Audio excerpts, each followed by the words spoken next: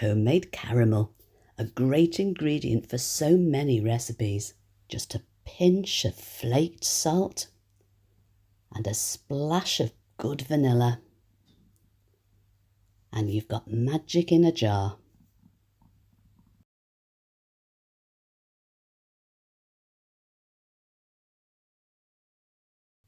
Hi, I'm Margaret.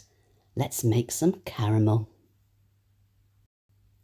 There are a number of different caramels that you can make.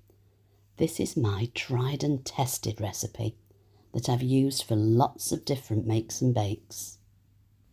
Now, some recipes you're not supposed to stir at all, but this one you have to stir from start to finish.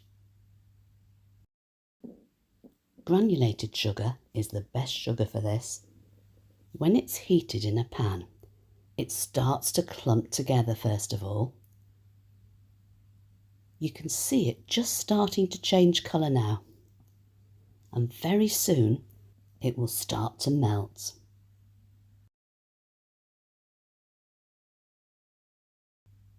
Once all the clumps of sugar have gone, keep stirring and watch that colour.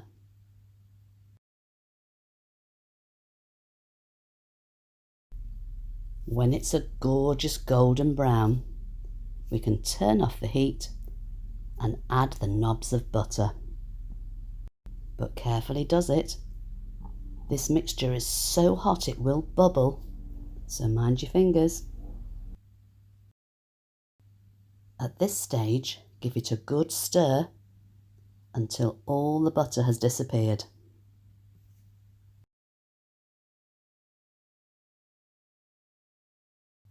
Next, in with the cream, and again continue to stir.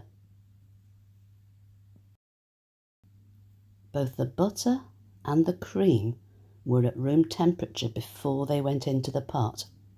This helps to keep the bubbling to a minimum. I'll just keep stirring this until it's beautifully smooth, and then it's ready to be poured into a clean, airtight jar. I like to add the extra flavours after the caramel has cooled a little bit. A few little salt flakes and 1 teaspoon of vanilla extract, and then a jolly good stir to make sure it's completely combined. When it's cooled, it will thicken up. I'm going to use this batch in next week's recipe. In the meantime, I'll leave you with a few ideas of where you can use this gorgeous ingredient. Take care, have a great week, and I'll catch you soon.